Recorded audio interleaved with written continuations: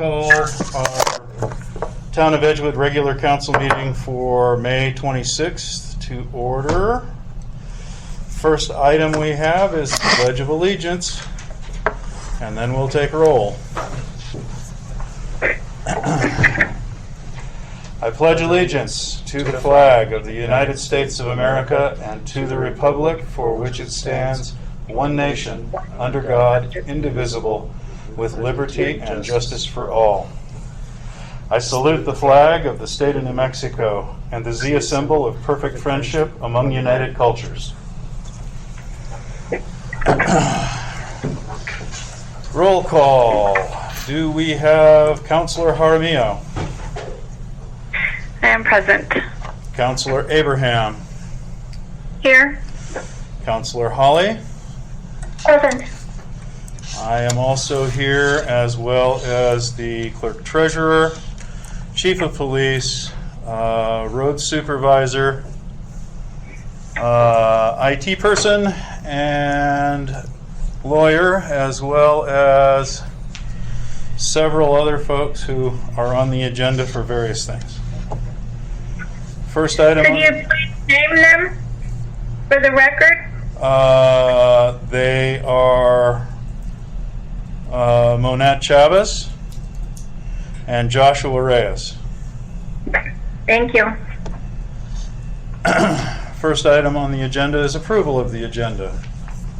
Do I hear a motion? Mr. Mayor, I make a motion, Mr. Mayor Pro Tem, I make a motion to approve this evening's agenda. I'll second that.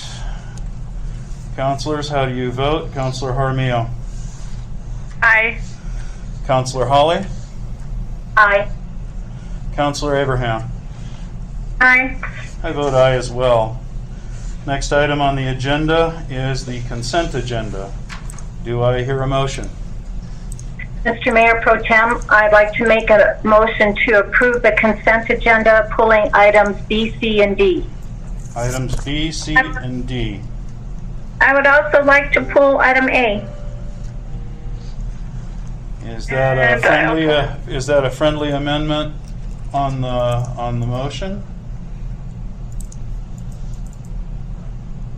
Hello? I would like to make a friendly amendment if Councilor Holly would approve it.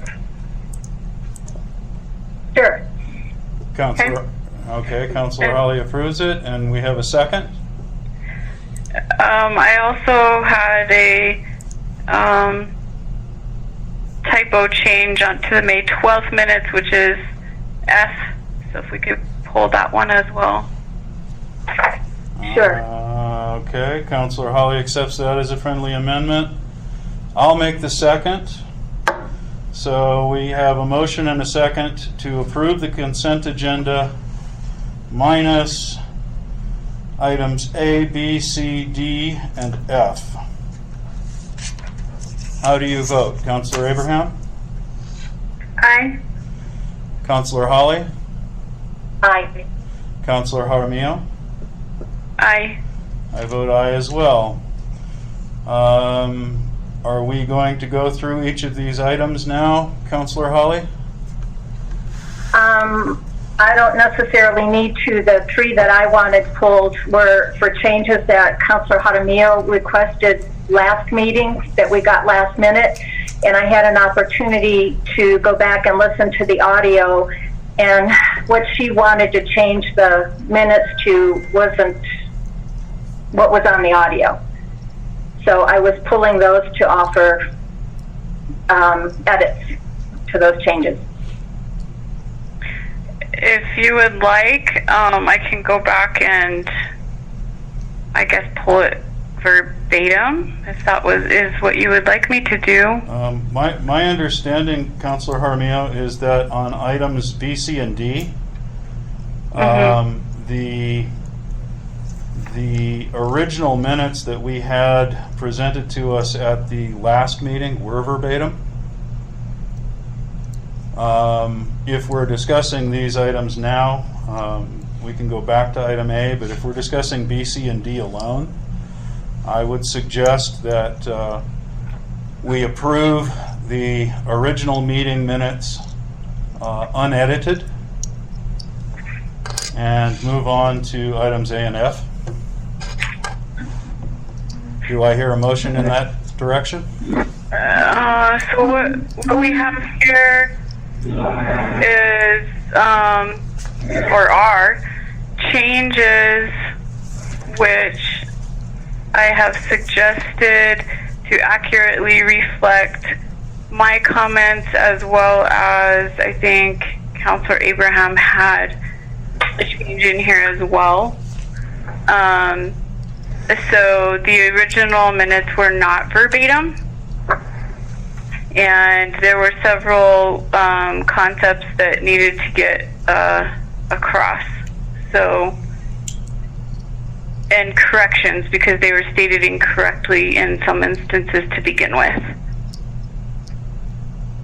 My comments that I had on there to be changed were verbatim on the March 10th meeting,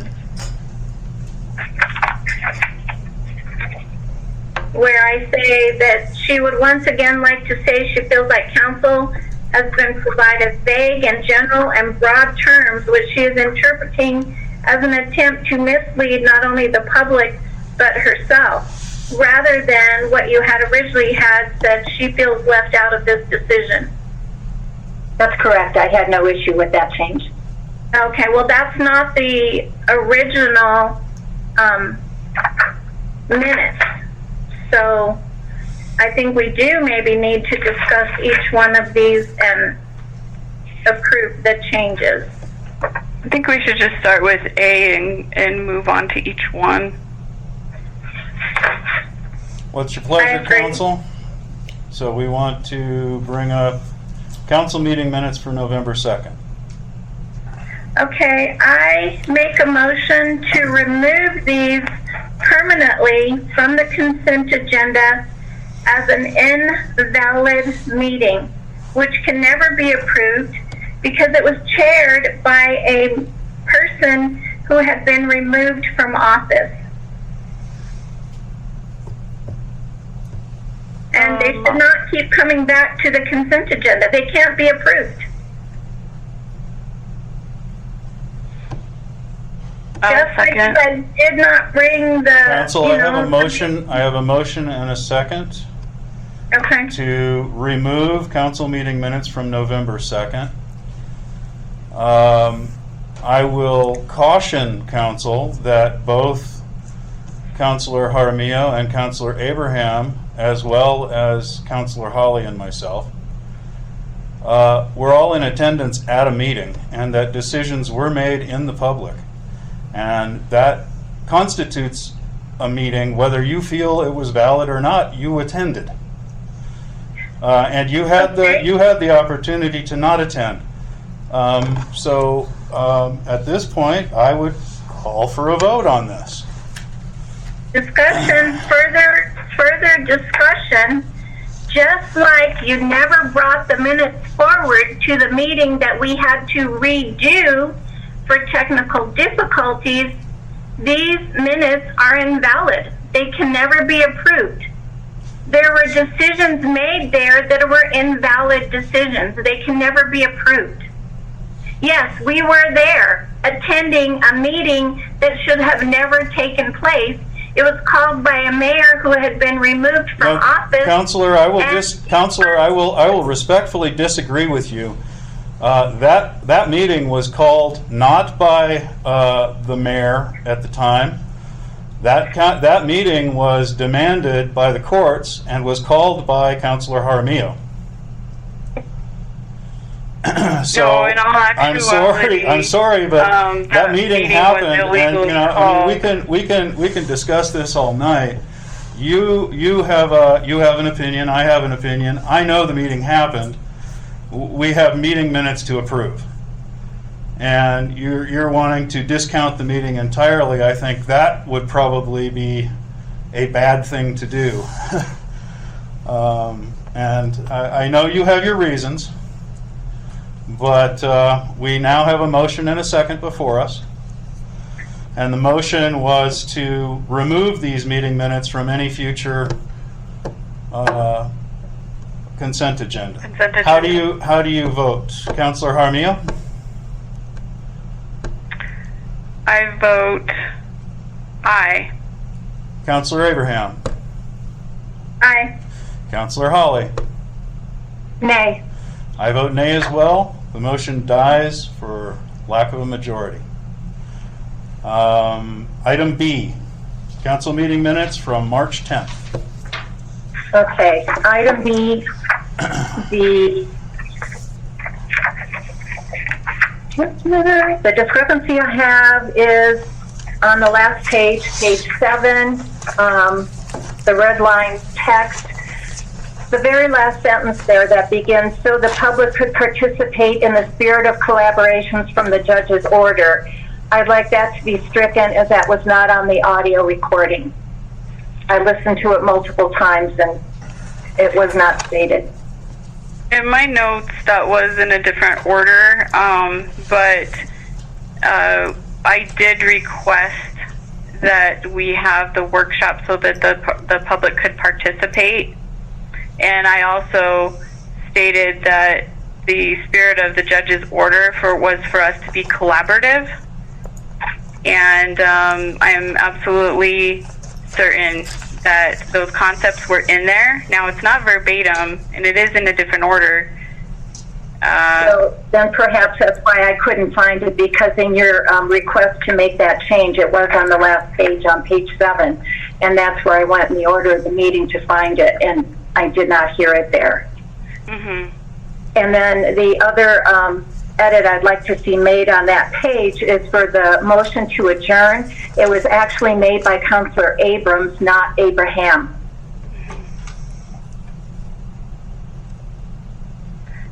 Okay. So I'm fine with that. And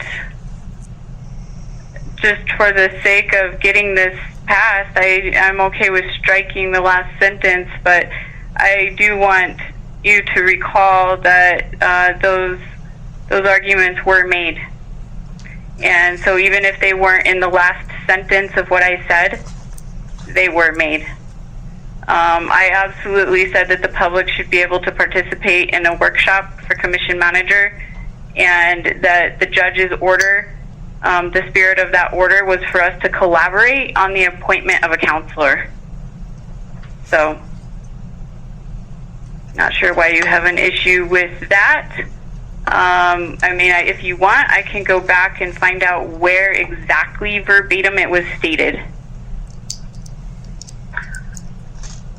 Well, that's just not the right spot. I didn't find it there. So if you choose to do that, that's fine. Okay. Well, just so that we can get this passed, you know, and I don't know how the other counselors feel about it, honestly. I guess I should be asking Counselor Abraham and Abrams if you want that last sentence stricken. It would be nice to have accurate minutes. If that was not there, then it should not be there. Yeah, it wasn't. If it was exactly somewhere, I mean, if it was somewhere in your comments, yeah, okay, fine. But if that's not where it was, then it should be placed where it needs to be placed, or omitted. Either way. Counselor Abraham, do you think we need to find where that goes, or? I do not know where it goes. I do remember it being said, but there again, we all acknowledge that it was said, that it is in the audio, and I'm sorry, Counselor Abraham, you're putting words in my mouth. I don't know that it was said, where it was said. So I'll have to review it myself personally. I'm not sure where it was said, if it was said. okay. Well, then I suggest if we can't come to a consensus that it was said, then I think we need to hold the minutes for more edits and not approve it, because we do want accurate minutes. What's your pleasure, Counsel? Do I hear a motion?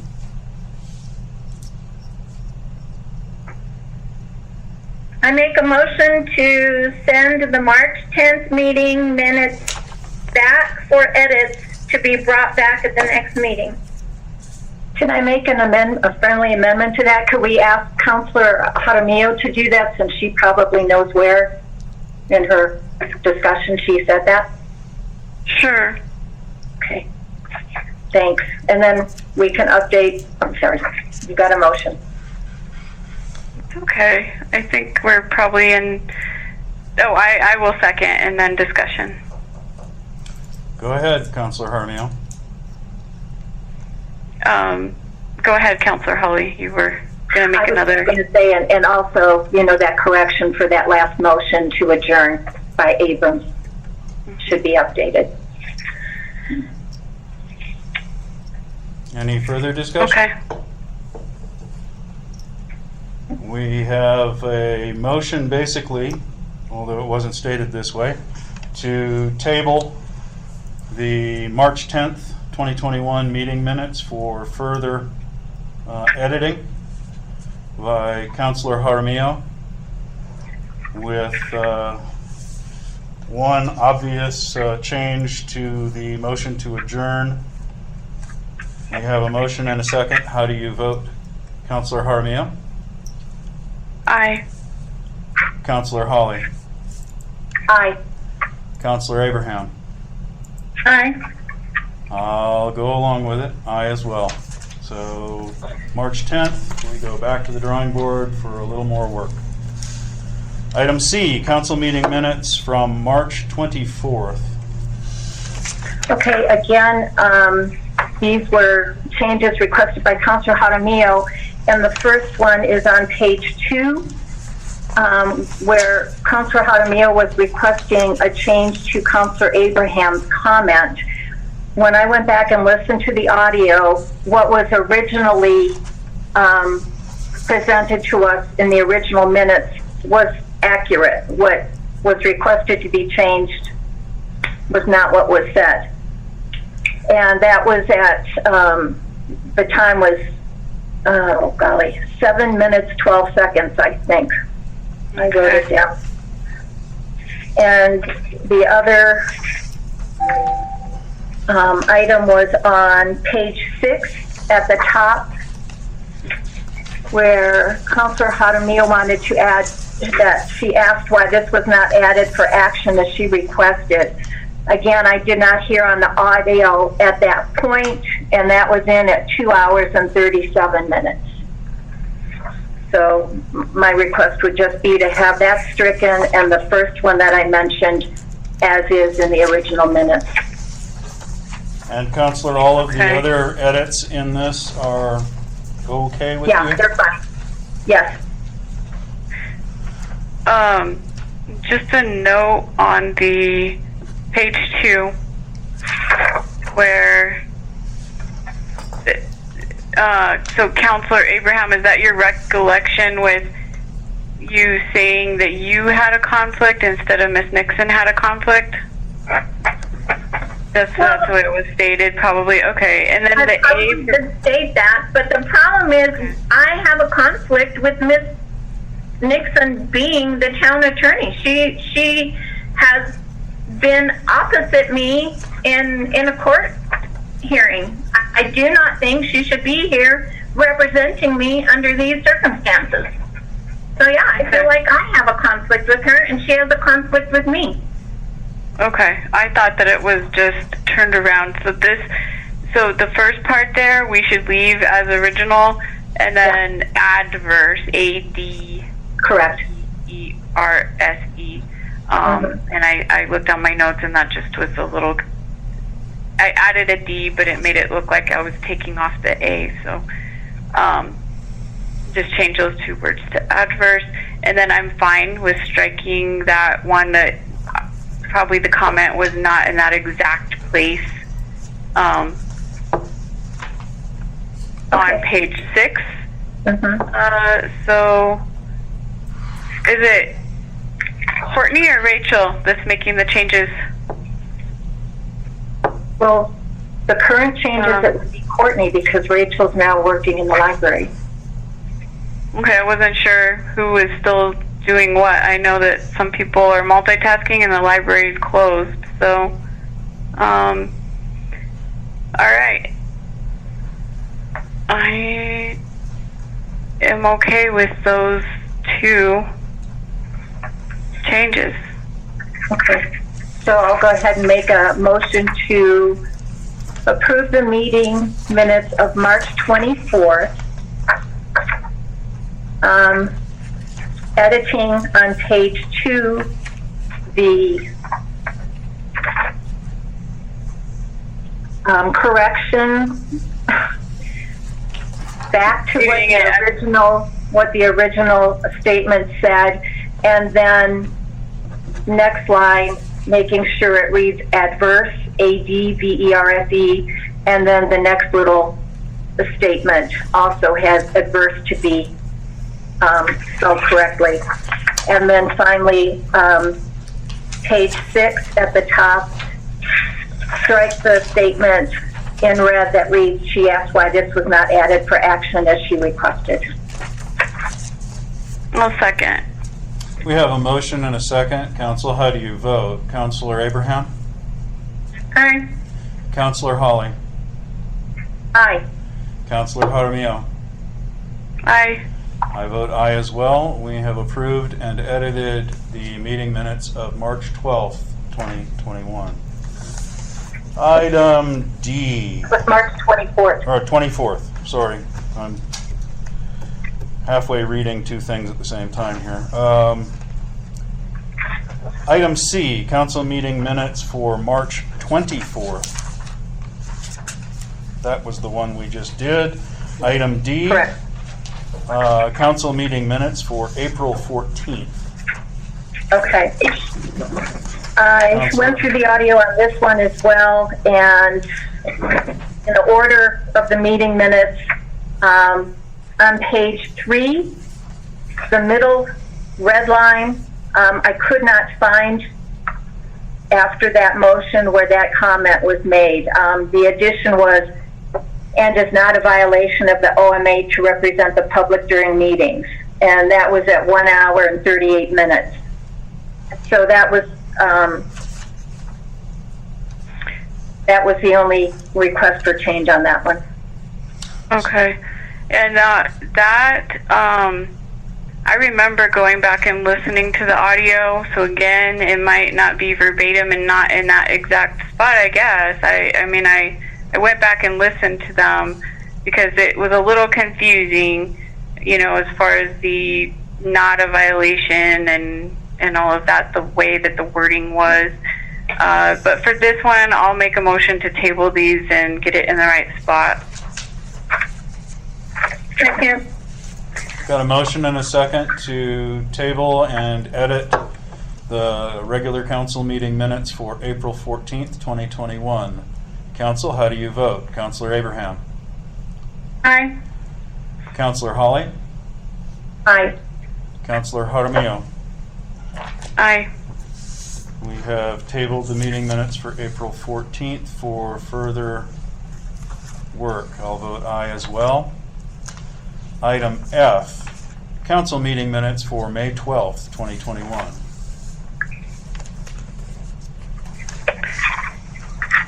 Councilor Jaramillo, Okay. I believe you asked that these be pulled back. Yes, I did. On page, that's not May 12th. Let me look here at my note. Oh, April 28th. Did we just finish with that one, or are we on the April 28th? Councilor, we approved the meeting minutes for April 28th. You pulled item F, May 12th. Okay. All right. So on page 3,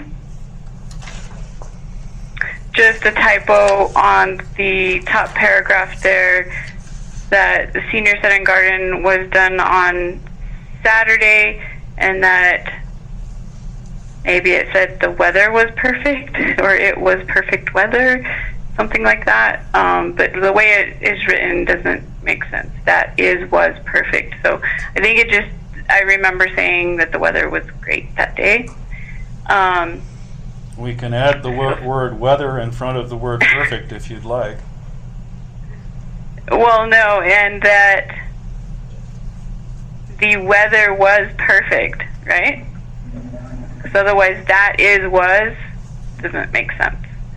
And the other note I did have here is on the motion for the police vehicle.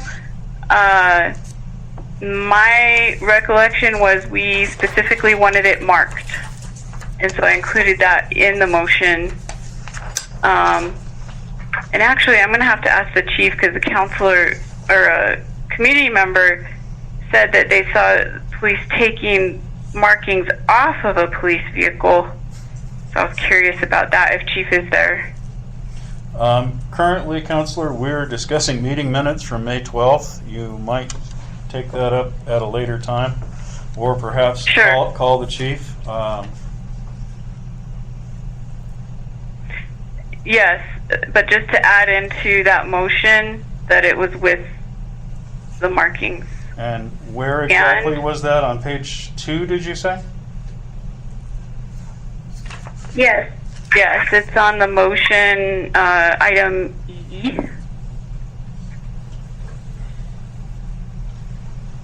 To purchase a new police vehicle with markings, replacing the one that was totaled.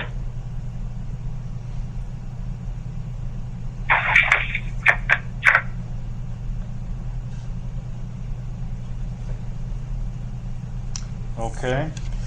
And with those two changes, I'll make a motion to approve the minutes of May 12th. Do I hear a second? Second. So we have a motion and a second to approve the meeting minutes of May 12th, adding with markings to item E on page 2, and striking is and adding that the weather was perfect, or finishing that sentence on page 3 at the top paragraph. Council, how do you vote? Councilor Holly? Aye. Councilor Jaramillo? Aye. Councilor Abraham? Aye. I'll vote aye as well. Action items. Discussion, consideration, and action on approving the financial report for the month of April 2021. I have a question why we got it in a different format this time. Councilors, that was an oops, and you should have in your email currently the corrected format, although they are both relatively identical. One is in one form, one is in another. One is set up by department, and that is not the normal way that you see things. The corrected item is by check, as you are normally used to seeing. And I would make a motion to table this so that the public has the opportunity to look at it in a familiar format. Whatever your pleasure. Do I hear a second? I will second, and then discussion. Go ahead, Councilor Jaramillo. Okay. Part of this financial report includes the long-awaited legal invoices, and it looks like some were paid. I'm not sure if that was all the balance that we owed them. So that's my first question. And then second question is, did the town pay for anything related to Colorado in the case with former Mayor Bassett?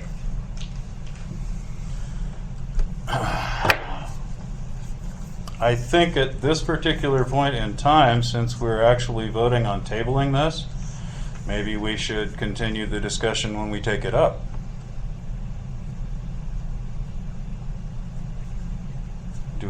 Maybe that's information that the clerk could provide to us in the interim so that we have the answer. Maybe not at this moment, but in between this meeting and next. Or included in the next financial a breakdown of what the legal fees were for. It's just, I think back in December, was it?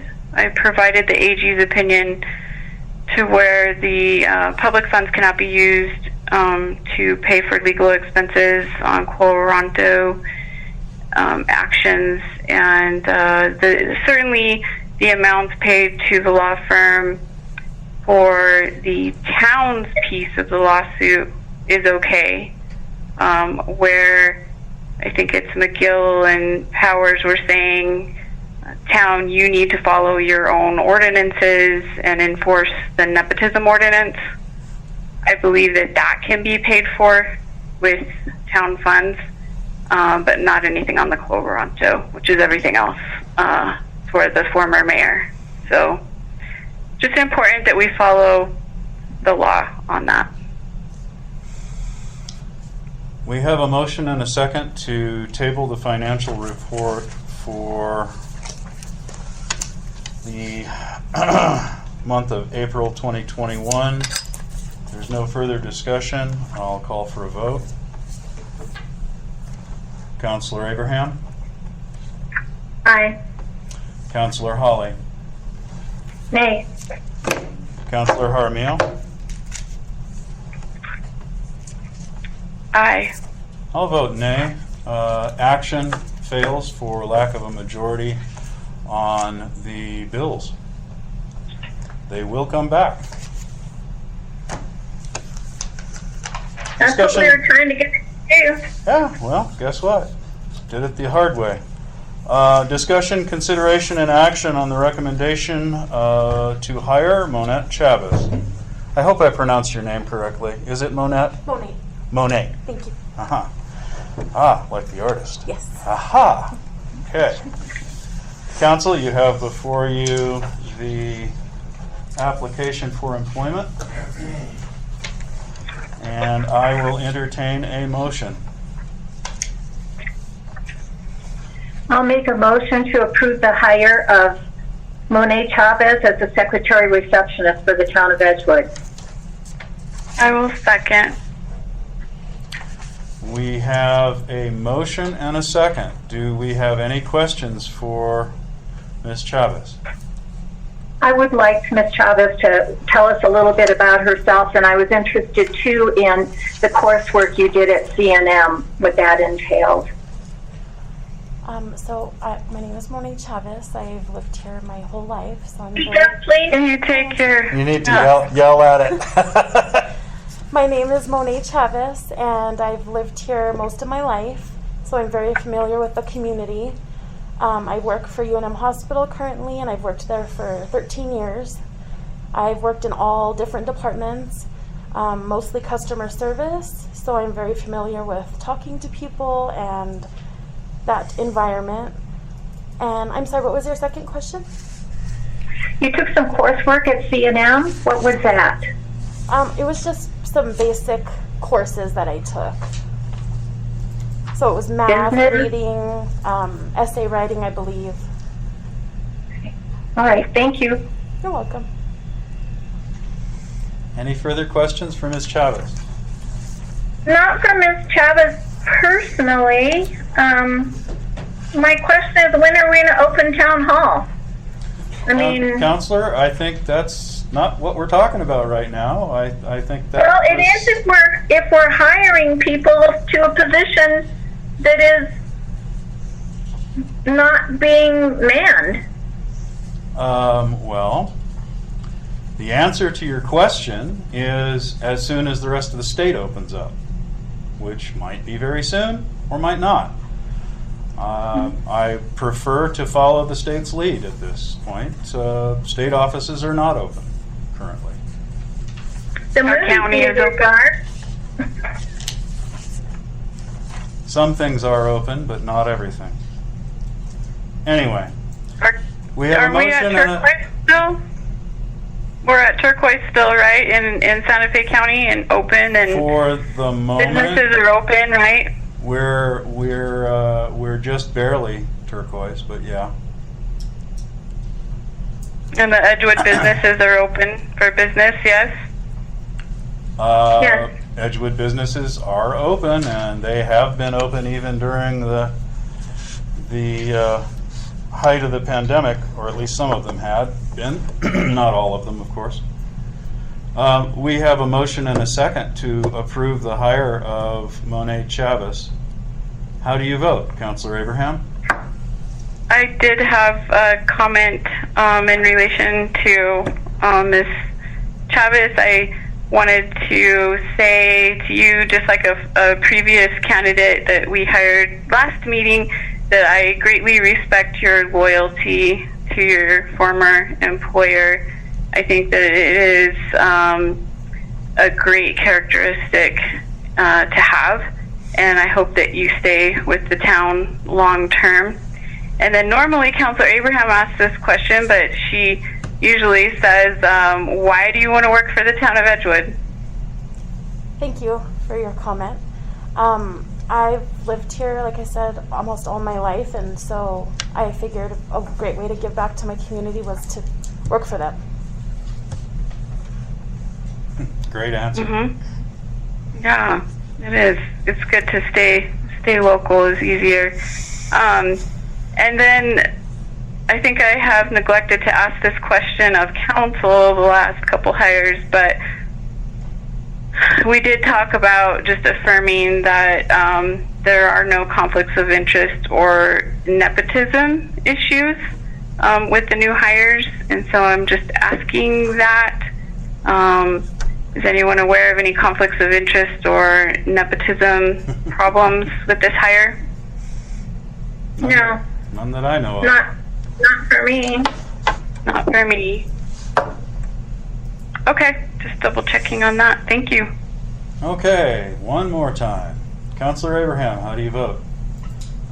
I vote aye. I think you'll be a great asset to our town if we ever open again. Councilor Holly? Aye. Councilor Jaramillo? Aye. I as well.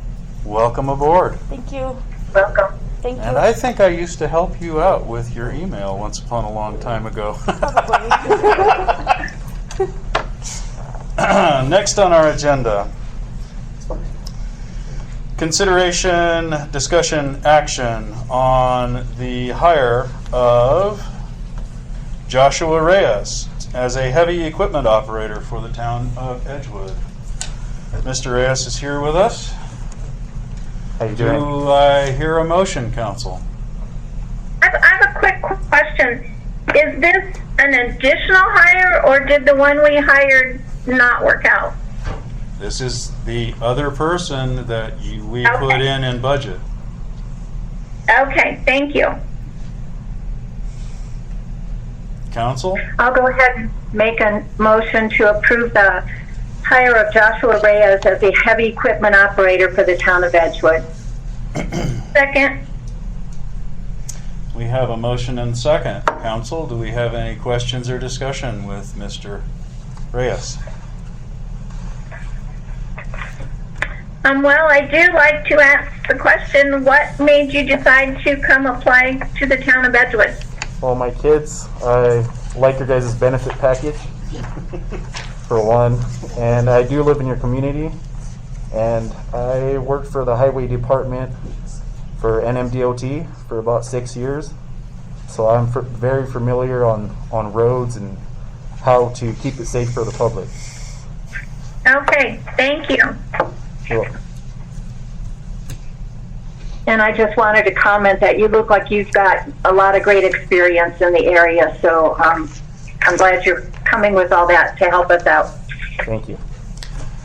Indeed. I did have the question of time frames on your previous employment. I was curious what the dates were on those, as far as you have DOT, the Tree Service, and Solid Waste Authority. I can't give it to you off top. I know I started in 2012 with NMDOT, and I think when I left there it was 2016. And then I was doing the tree service between on the weekends with NMDOT, and then I did that on the side afterwards when I left NMDOT for 4 years. And as of now, I work for Estancia Valley Solid Waste. And I've been there for Okay. almost 2 years. Okay. And I guess I could look at your address, but where do you live? I live in Edgewood. Oh, okay. All right. Yeah, we do have a great community. I think you'll enjoy working in your own community. So. Okay. Go ahead. If we have no further questions, I'll call a vote. Counselor Holly. Aye.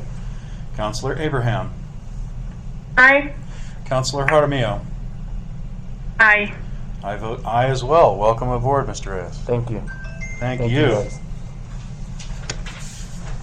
Welcome. All righty. Discussion item.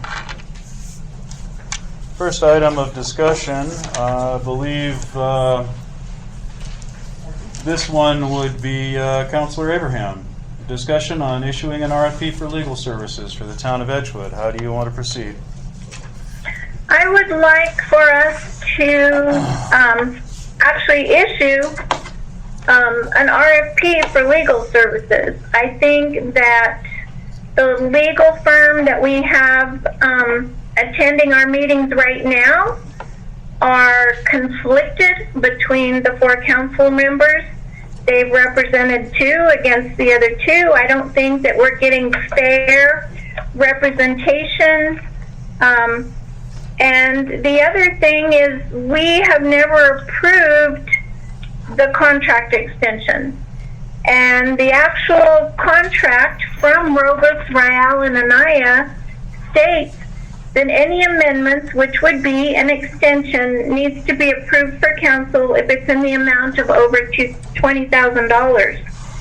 And since we have certainly spent over $20,000 with Robles, Rayal, and Anaya this year, and, continue to spend multiple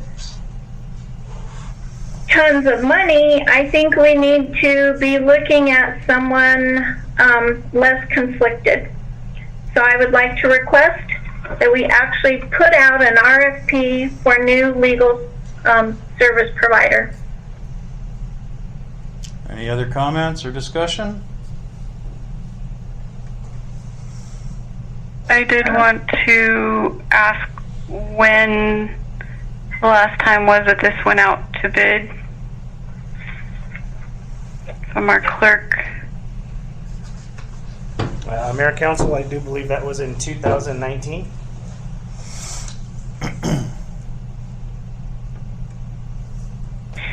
And what is the process as far as Mayor Pro Tem moving that forward? Well, Council, my opinion is that it would be very unwise to change horses in the middle of a horse race. So I cannot and will not support writing an RFP. Because that attorney actually represented you and Councilor Holly against myself. Well, that's because you sued us. Because you weren't obeying the laws. I don't know about that, Counselor. You weren't using your memory. You weren't using your memory. You were told a whole bunch of stuff, and you conveniently forgot it. But hey, that's why you sued me. But I'm not going to change horses in the middle of a horse race for your benefit, Counselor. An attorney represents the town Counselor. that has been You see this? Counselor, order. Counselor, the discussion is for an RFP. I do not agree with it. If you want an RFP, then by all means. But I will not pen it. Fine. I believe that's the clerk's job anyway. There's no further discussion. We'll move on to a discussion regarding whether commissioners elected during November 2nd should be elected from each respective district as provided by NMSA 1978, Section 314.6, or elected at large. I think this is a rather brief discussion. I think you just moved right along without allowing opportunity for discussion. Well, and interrupting Councilor Abraham. Well, so I don't that she feel was like done. there's any direction or resolution on this matter. I did also send an email to you probably at least a month ago, probably more, requesting representation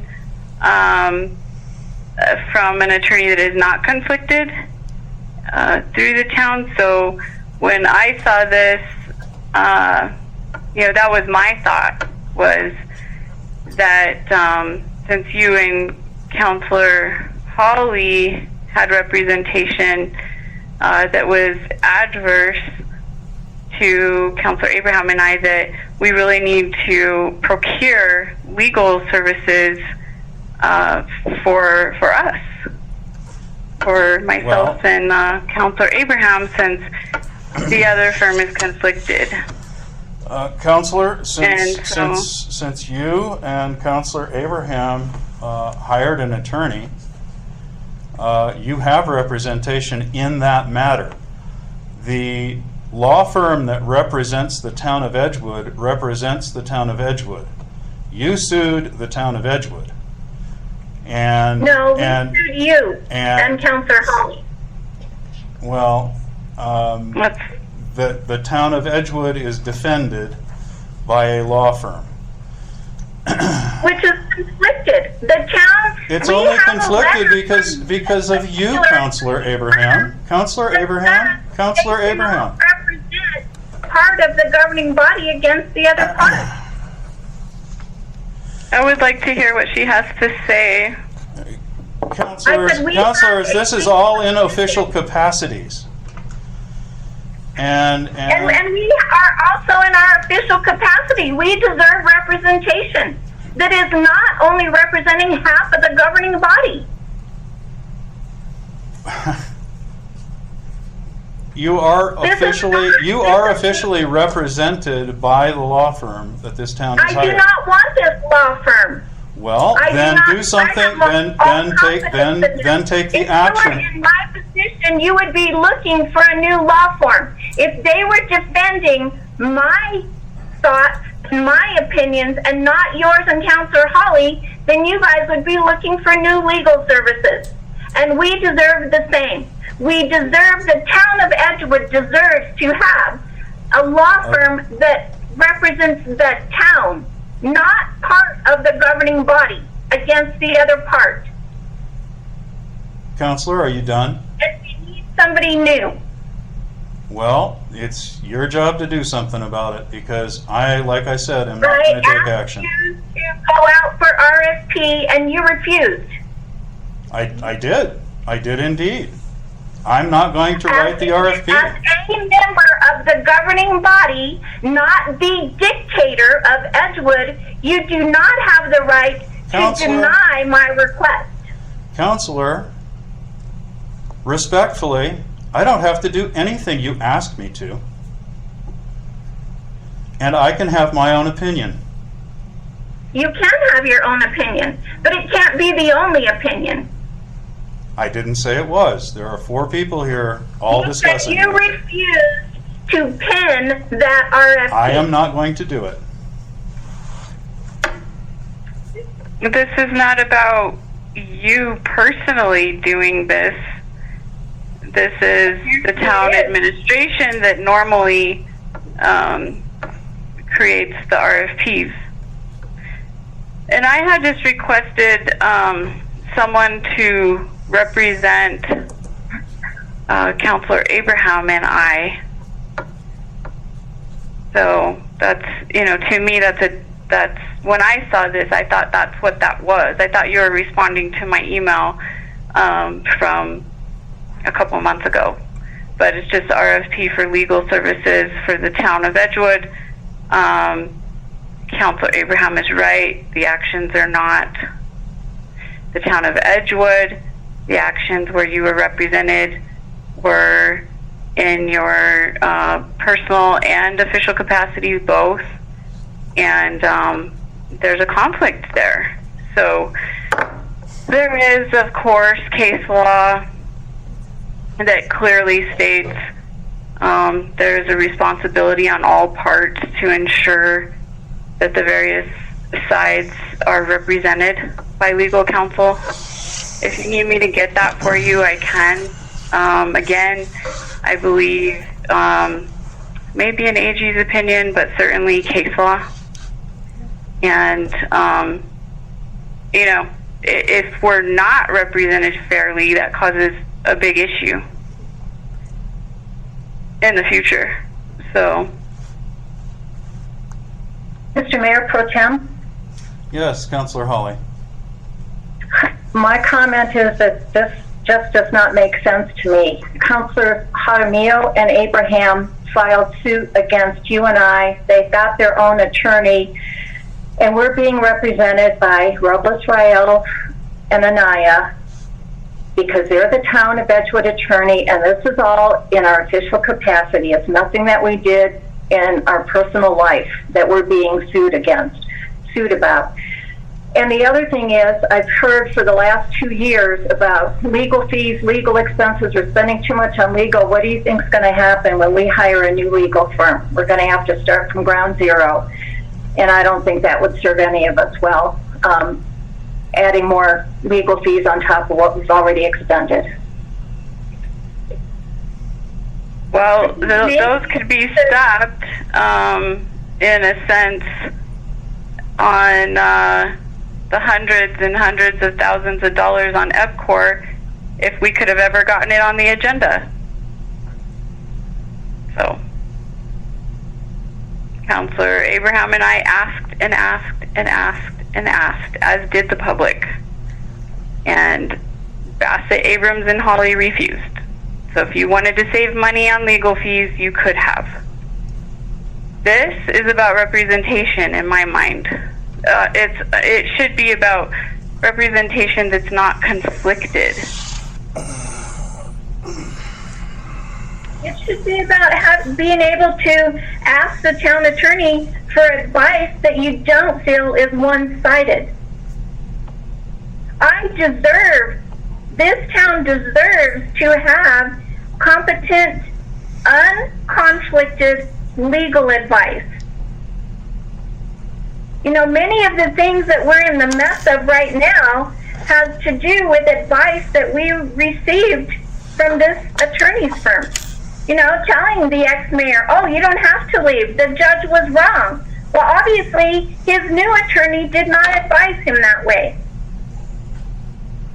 So I think there are lots of issues, but more than anything else, I deserve fair representation. And I am not comfortable with the attorney that we have right now to represent me.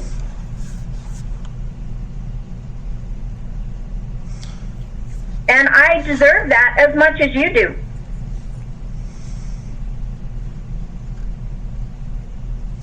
Do I hear any other discussion? I would like to know the steps forward. I have no idea, Counselor.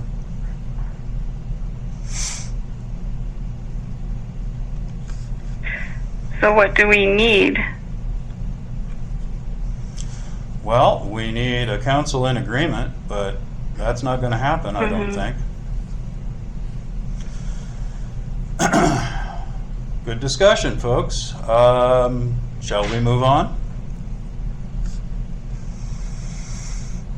Another nice niggly topic. A discussion regarding whether commissioners elected during the November 2nd, 2021 election should be elected from each respective district as provided by NMSA 1978, Section 314.6, or elected at large. Counselors, I will remind you that I still have not gotten a direct answer from any state officials, either the Secretary of State or the Attorney General. The letter that we did get from the Secretary of State was, as you all know, not informative, and so I am yet waiting for a reply from the Attorney General's office with regard to this, and have not received it. So, My recommendation would be to reach out to the communities that are already our same size, voting for their commissioners by district, with all of the community's members, all the citizens, voting for a commissioner in each district. I would reach out to those county clerks that are running those elections and see how they do it. Or town clerks, whichever way they're doing it. Is there... NMSA clearly states that we may choose to restrict voters to one district, or we may let them vote for all 5. That is our decision. That's what the statute says, that we can limit them or that we don't have to. It's our decision.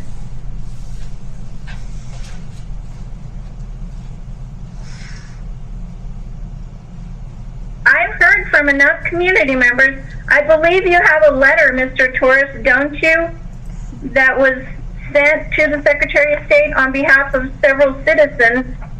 I received a copy of it today, and they want to be able to elect a commissioner from each district that they all vote for, which is how some of the other communities are doing it. So it is possible. It's just, is that what we want to do or not? That's the discussion. I had sent you an email, Mr. Pro Tem, saying that, I would like us to have a public meeting and hear from the public. What do they want to do? Counselor, it may not be up to the public. It somewhere is ensconced in law how this is supposed to be done. Unfortunately, right, and other communities are doing it. Unfortunately, what is in current law right now is vague. And because it is vague, I have asked for clarification. We have acted on the whim of the council in the past and have found ourselves crosswise. You have acted on the... I don't want to go there. Verified that we were correct. Who's we, Counselor? We, as in when the judge said, and the Secretary of State agreed, we had to have the special election in August, not in November like you guys wanted to. The mayor, and you, and Counselor Hawley. Again, the law was vague. And it would have cost the town an awful lot less if we were to have gone with the regular election cycle. Regardless, I don't want to make the same mistake twice. Okay, Counselor? So I would really like to continue this discussion at some point in the future. I'm certain that there are a group of people in town who would like very much to vote at large for all of the commissioners running in each of their districts. And perhaps that is the way we need to do things. Perhaps it is not. And I would like clarification before we dive off of another pier into an empty pool. When we make this decision, are you also going to call for the election of a municipal judge? I certainly would. Thank you. So, again, just looking at the law itself, it says, provided, and this is the statute 314(6)(a). Okay, I'm going to read it to you because it's not vague. It's very clear. It says, the governing body of a municipality having a population of 10,000 or less may provide single-member districts as provided in this section. Otherwise, you can stay at large is the default. So it's really not vague. It's very super clear right here. They're 314(6)(a). Now, I know you had a question as to how do we tell the clerk what we want, what the town wants. And I think that we represent the public, right? So it is up to the public. We do what they ask us. And it says may. So that's a choice that the public has in this change. And so if we're hearing from the public and they say that they want to vote for all of the commissioners and not restrict their voting rights, then I think it's incumbent upon us to put that in place, right? At the last meeting, I think that you had the question as far as, well, how exactly should we do that? Well, I think we should do it like any other proclamation, and that's by resolution from what I understood at the last meeting.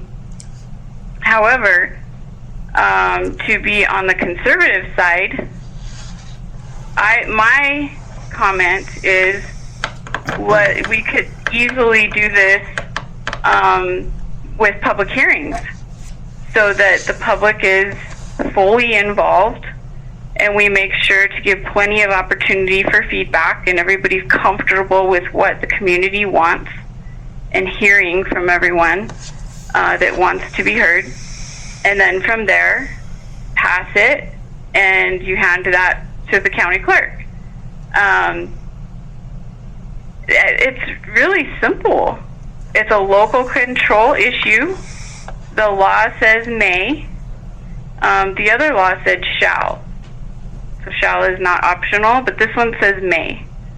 And so we know the bottom lines here. We know that we can have the community members vote for each of the commissioners, or they can vote for only in their single member district. And that's just a choice that we locally have to make. The state, the reason you didn't get an answer from the Secretary of State, Mayor Pro Tem, is because that's not her job to tell us what to choose. And Counselor? I think they would be perfectly fine. The county clerk would be perfectly fine if we, with public participation, made the decision, passed the ordinance, proclamation, and from there just gave it to her and said, here, make it happen like many of the other municipalities around the state, their county clerks make it happen. And I think, Councilor Abraham had a good idea as far as contacting, but I think that's already been done. And if the county clerk has questions, maybe, about logistics on how to make an election, do what it needs to do for voting, she can contact those county clerks, right? But obviously, they are highly trained. They know what they're doing. From discussions with her, she knows exactly what needs to be done. It's just that she needs the decision from the town. So it's pretty straightforward. I think a path might be just to have the public hearings and not delay this any further.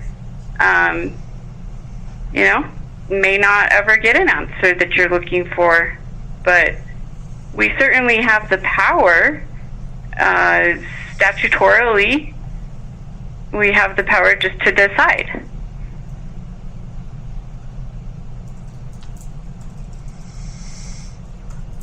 Any other further discussion? I would like to know next steps. We need to get this, call a public hearing, if that's okay. I think that would probably be the next logical thing to do. Well, surely public input is needed, but what's the vehicle? I've heard you say proclamation, I've heard you say ordinance, I've heard you say resolution. One of those has got to be the proper way to do it, but which one? I don't know. That's why I'm asking higher powers to weigh in, because I would like to have it done correctly. And once I know the correct path, I'll be more than happy to relay that to you. The most collaborative and inclusive and longest process is to go the public hearing route, right? Not necessarily, no. But we can certainly go the public hearing route. But I still don't know what we're hearing from the public on. I mean, we know that there are two ways to vote, okay? But we don't know the vehicle through which we make that decision, Counselor. I still don't know how to do that. You mean, are you speaking of? Well, we certainly can't write state law. No, it So- says that we may. Well, yeah, Provide for that in our. may, but the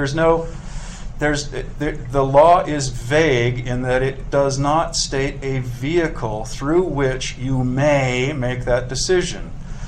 I thought that I was very clear on that the last time that we had discussed this. That's why I am so concerned that we get an opinion. We did not get an opinion from the Secretary of State's office, and Councilor Jaramillo, she is the elections official for the state. If she can't give me an opinion, then and if the Attorney General can't give me an opinion, then okay, fine, we'll do it whatever way we can do it. But in the meantime, I would like to do it the correct way. I would not like to have this challenged. I don't think that I think either way, voters are going to vote. So there's no right to vote issue here. It is a voting issue on how to vote. And that's where we're at. I mean, everybody is talking about voting rights, voting rights, voting rights. Well, I'll tell you what, everybody's going to get a chance to vote one way or the other. That's not in question. What is in question is what is the right, legal, and reasonable way to proceed so that we don't get the town in hot water. And nobody seems to be able to answer that question so far. But, like I say, I have made the query. I have not received an answer yet. Hopefully by next council meeting. I would hope by next council meeting. And if I get an answer, doesn't matter which direction the answer goes, we will move forward. As far as getting in hot water, I'm just wondering if you could explain in your mind this vehicle? What would that look like? What I are don't the know, options Counselor. of That's the vehicles? question I'm asking. Right. So I don't know what the in vehicle my is. mind, in my mind, if there's a decision to be made that the county clerk needs to rely upon, and even the Secretary of State, I guess, how do we do that as legislators? Right, of the exactly. town? How do we do that? And okay, the powers given to us are to bring something forward as far as a resolution or ordinance normally, right? And I don't know, is the proclamation a resolution, Juan? No, Counselor. Mayor Pro Tem Counselor. No? Okay. So you have the three different formats, I guess. They're all going to say the same thing. So no matter whatever you title it at the top is not really going to matter, right? What matters is, and Linda, Counselor Hall, you can tell me why you're looking shocked, but what matters to me is that we take the most transparent, if you want to call it the hardest path, right? And the most collaborative path, so that we don't get in hot water. And you know what that's going to only be is the hardest one is an ordinance, because you have to have the public hearings and everything, right? There is nothing beyond an ordinance from which we legislate as a local governing body. We're a political subdivision of the state. We have the power, and that power is vested within the process of ordinances and resolutions. But if we're saying we don't want to get in hot water, resolution might not be good enough. Let's just then find let's out. Let's do just an find out ordinance. what we're told the process really should be, because nobody's done this. Well, Nobody's done this. We've always passed a resolution. what would it be? I mean, I don't know. what would it be other than public hearings and voting and putting it into an official ordinance? What would that be? What are you thinking it might look like? I don't know. It may be It may be a simple proclamation. I don't know, Counselor. And And aren't you the okay law with just doesn't give us taking the most vehicle. conservative? Are you guys okay with taking the most conservative route? Here's another fun thing. Are we going to go through that process? It doesn't. It really doesn't matter. I need to find out what the process should be, and I will relay to you guys what that process is as soon as I find out. And then we can call for public hearings and draft ordinances and resolutions and whatever else we have to. Just for purposes of discussion, would council be willing to start the public hearings now so that we're not delaying? I don't think we can have public hearings without saying if we're doing an ordinance or a resolution. A resolution does not, we can have public meetings, we can't have public hearings without an ordinance to hear. Well, it's probably better to just go the ordinance route because it's the toughest. Except that in the past, we have always submitted a resolution telling them what positions are going to be on the ballot. And that's been what we do. submitted. That's there already. Except that we left off the judge Yeah. and did not clarify how we were going to vote. No, we didn't. And because of that, And that's why we're having this discussion. And that's the part that I think we just need to redo the resolution after we have some public meetings and hear what the public wants to say. Then we resubmit a new resolution that calls for all 5 commissions, 1 from each district, like the one we had submitted before, a municipal judge, and everybody gets to vote for them. Otherwise, we're going to have people can vote for 1 district, 1 commissioner, and the municipal judge, or, everybody gets to vote for the judge, or, that hasn't changed. And I think, I can't find it right now, but I had a list of the election timelines. It showed exactly what we had to do and how we had to do it. And the Secretary of State also in her letter said that we needed to submit, our requests to the county clerk. And The county clerk will know. we've submitted a request to the county clerk, but as you have stated, it didn't define everything. Right. So Can we think edit just need that? to define it all in that resolution. What do you Like think, I said, Counselor Holly? counselors, we are in uncharted territory, unfortunately. So I would like, personally, I would like to proceed carefully. We are not really in uncharted territories. Other communities, other municipalities that have commission manager forms of government under 10,000 vote.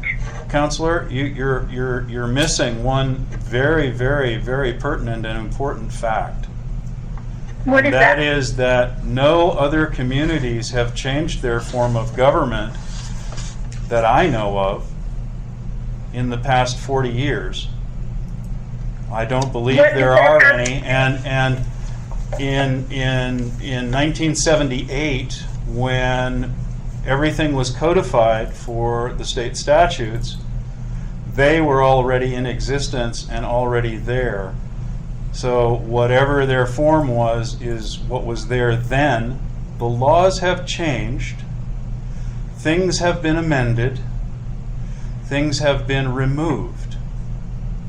So what we have now has some very odd holes in it if you read carefully. So The only change was I would say that since we are the only community who has done this or is doing this under the new statutes, that we need to move forward with all haste, but with great care.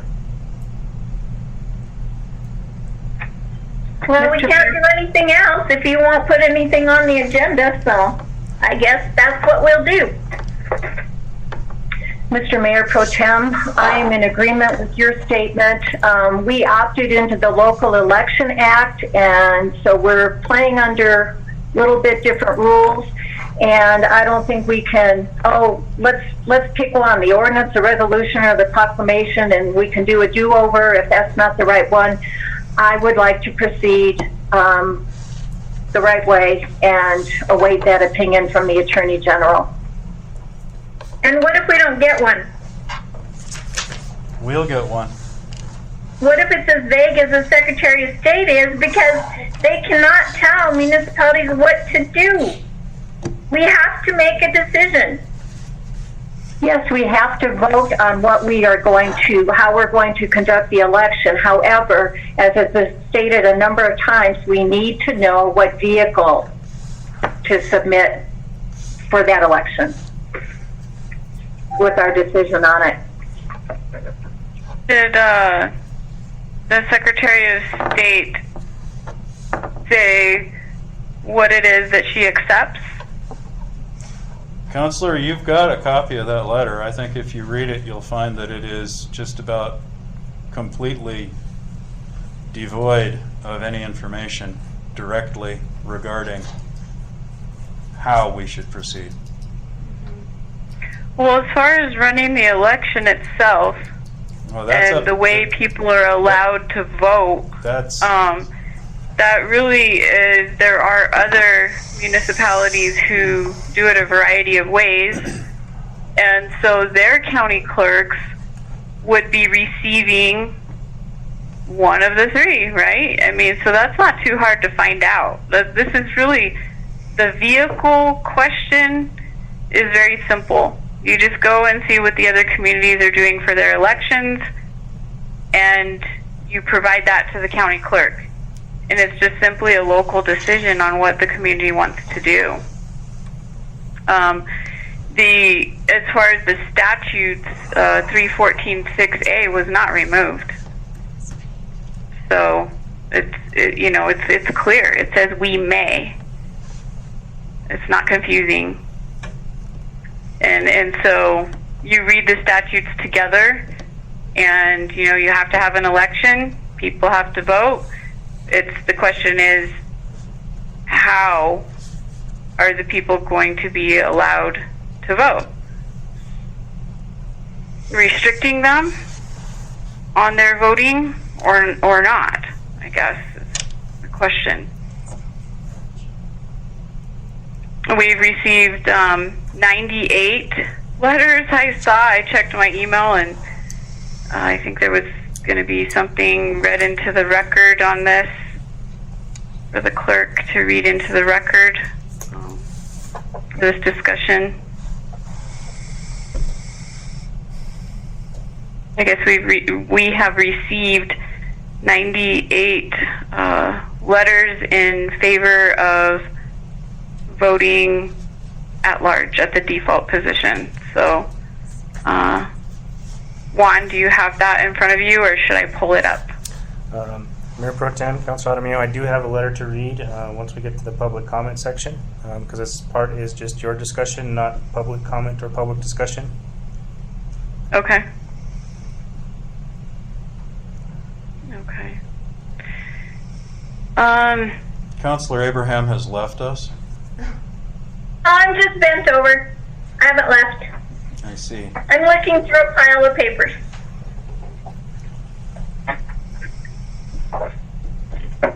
So, do we have any further discussion on this tonight?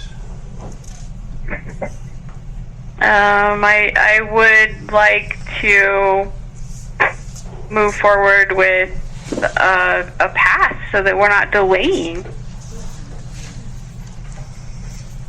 Counselor, I'm not delaying anything. I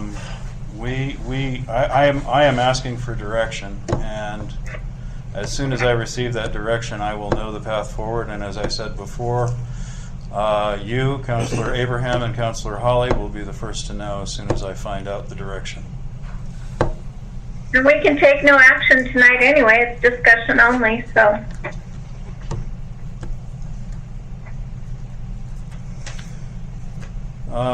Next is public comment regarding general matters.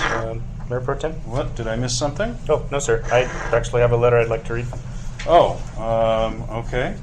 It was submitted to me by Jerry Powers for CORE, and he asked me to read the content of the email that was sent to Maggie Toulouse-Oliver, New Mexico Secretary of State. So it reads as follows. Edgewood is a small town of approximately 6,100 current residents. As a community of fewer than 10,000 residents under New Mexico statutes, we are entitled to vote at large in municipal elections in order to elect 5 commissioners. Since incorporation in 1999, Edgewood voters have always voted at large in municipal elections. I ask you to maintain our right to vote at large in Edgewood municipal elections until such time as the town population is documented by census records to actually exceed the 10,000 resident threshold. At the town's typical current growth rate, that event is not likely to occur until after the 2030 census. In 2020, our community elected to change our form of government to commission manager, with a historic 70% of electors choosing that change. And with an election turnout 3 times the town's norm, Edgewood voters are tired of the corruption that has beset our town and want to see a return to open and honest government. In New Mexico, there are 4 municipalities similar in size to Edgewood that have been operating under commission manager form of government. 3 of those 4 utilize an at-large voting process: Aztec, Raton, Truth or Consequences, and see reasonable voter engagement. The 4th community, Tucumcari, votes by single-member district and routinely sees low voter turnout. Limiting voters' rights is never optimal under New Mexico statute and is not required at Edgewood's current population level of 6,100. The vast majority of residents have repeatedly said they prefer maintaining at-large voting. This was a strong concern during the 2020 special election, and again recently at Edgewood Public Forum, where more than 80 people attended in person, and no one supported limiting voters to single-member district or the notion of 1 vote for 5-member commission. In fact, limiting voting to single-member districts could be viewed as an effort to obstruct voters' rights. There is no legal requirement to change our voting process. NMSA 314.6a states, provided that the governing body of a municipality having a population of 10,000 or less may provide for single-member districts as provided in this section. This statute does not require any change, nor do residents want change. I appreciate your thoughtful consideration and request that you protect Edgewood residents' at-large voting rights under New Mexico state law. Okay, so we proceed with taking the names of the callers and finding out who wishes to speak. We will start out with caller number 2. You are unmuted. Please state your name and if you wish to speak. A.R. Scott. A.R. Scott? A.R. Scott, yes, I would. Thank you, Mr. Scott. Caller number 3. You are now unmuted. Eugene Barella. I choose to listen and not comment, as I will not allow myself to be dismissed. Thank you. Okay, thank you very much, Mr. Barella. Caller number 4. Hi, this is Linda Burke. Yes, I would like to make comment. Thank you, Ms. Burke. Caller number 6. Caller number 6, are you there? There is no one at caller number 6. We'll move on to caller number 7. This is Sabrina Price, and yes, I would like to share my comment. Thank you, Ms. Price. Caller number 8.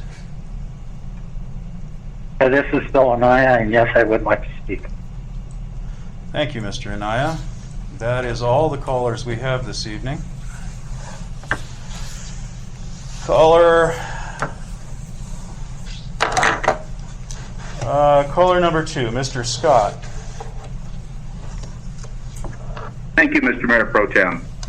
Members of the Town Council, as a town citizen and an appointee of member of the Edgewood Parks and Recreation Advisory Committee, I have contacted you to ask that you call the Parks and Rec Committee into meeting. The committee has not met since January 21st, 2020. We did meet on September 18th, 2020 with Mr. Torres and Ms. Salazar, who talked to us about the future of the committee. They talked about possibly scheduling a meeting in October, which did not happen. They also talked about the directions the Park and Rec Committee might take with terms of hiring a replacement supervisor or changing the position to a full-time Parks and Recreation employee, maintenance person, which would lead to the question of the role of the committee according to the town ordinance of 2019-01. We were not allowed to continue conversation with that because we were never called together as a committee. There are a lot of issues facing the recreation and parks in our wonderful town. As you have received from Eugene Barella, a member of our town, Echo Park has been relatively well trashed. And it's very difficult because the town does not have police jurisdiction of that area. We also have had concerns about what's going on with the equestrian park, which has not been entirely resolved, as well as the condition of the other parks and facilities of the town of Edgewood. So what I would ask of you, members of the town council, is please call us into session. We would love to serve the town of Edgewood. And although I speak only for myself, I'm sure that the other 3 members of the Parks and Recreation Advisory Committee would love to serve Edgewood as well. Thank you. Thank you, Mr. Scott. Now we have caller number 4, Linda Burke. Hi, thank you, Council. I just wanted to give you some quick updates from the Chamber of Commerce. We do have things starting to open back up again as far as community-wide events, and the summer is filling up, which is great news. Coming up this Saturday is the East Mountain Food Pantry yard sale. That's from 9 a.m. to 1 p.m. They may go beyond 1 p.m. if the turnout is good and they still have items to sell. On June 11th, we invite all of you, including the town clerk and deputy clerk and planning and zoning department, to join us for a ribbon cutting at Fat Pipe in Edgewood. It's a new business that's recently opened up, and it is a co-working facility that will help to serve entrepreneurs and small businesses here in the community by sharing space, renting space that's available by the hour or by the month, including conference rooms and so forth. So we hope that you'll all join us on June 11th at 9:30 a.m. for the ribbon cutting and a tour of the facility and enjoy some refreshments. On June 20th, we've got the Father's Day Car Show, which is always a huge event here in Edgewood, and again, returning. And then on the 26th of June starts Wildlife West and their summer Chuck Wagon Supper Show series, which runs throughout the summer on select Saturday nights. There's a number of other items filling in events as well, but I'm only giving you through the end of June directly, and we will see some others coming up. So I think it's great that things are starting to open up. The community is eager to get back out and enjoy everything that makes living in the East Mountains such a wonderful experience. So that's all I wanted to do, is bring you up to date on those items. Thank you, Ms. Burke. Next, we have caller number 7, Sabine Price. Thank you and good evening. My name is Sabina Price. I'm a very concerned citizen of Edgewood. On a positive note, I would like to thank the town for doing some road work on the Kaya and Cantata loop. It is very appreciated. I also agree with Mrs. Jaramillo and Mrs. Abrams that the minutes from November 2nd, 2020 need to be permanently deleted, as a disgraced citizen was given wrongful authorization to vote. Mrs. Hawley and Mr. Abrams have voted in tandem with Mr. Bassett during this meeting, which also places you and Mrs. Hawley in non-compliance with the regulations. As to Mr. Abrams, I personally feel that you should seek anger management and counseling and improve your behavior. You have repeatedly proven to the town that you hate the residents of Edgewood and are unsuited for the position you are currently holding. In conclusion, Ms. Abrams, I highly recommend that you step down from the position of Mayor Pro Tem, as you're making a mockery of the governing body. On the other hand, I applaud you for maintaining your immature behavior so that the people of Edgewood will once and for all vote you out of office in November. This is all I have to say. Thank you.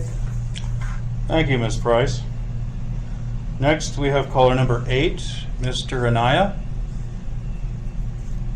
Mr. Pro Tem, Council, I only have a few things to say tonight, and one of them is that, you know, as we heard tonight from Councilor Jaramillo about State Statute 3146A, which says we may, don't quote me on this, but it says, she said we may and does not read shall or maybe. You should listen to the professional sitting next to you. The last election that this town had was at large. The population of the town of Edgewood did not change. Make a decision and quit kicking the can down the street. Just follow the guide. Jerry Powell's letter that he wrote, that was read by Mr. Juan Torres, was right on and to the point. We'd really like to see this council in unison on the very, very important issues that we have facing the town of Edgewood. So I ask of you, Mr. Pro Tem, that please get on board and let's get this town going again. Thank you. Thank you, Mr. Anaya. Let me see. Next, we have matters from councilors. Councilor Jaramillo.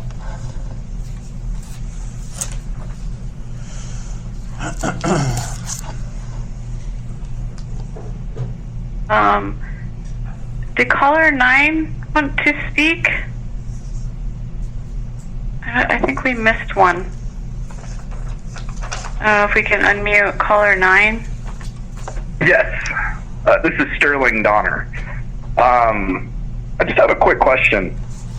Why, Councilor Hawley and Councilor Abrams, why do you continue to not listen to what the people of Edgewood want?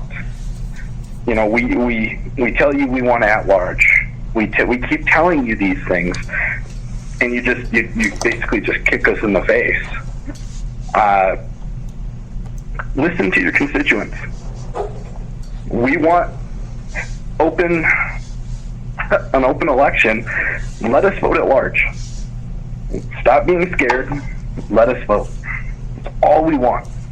That's why we voted for the commission manager form of government, so that we could have a voice again. That's all I would like to say. Thank you. Thank you, Mr. Donner.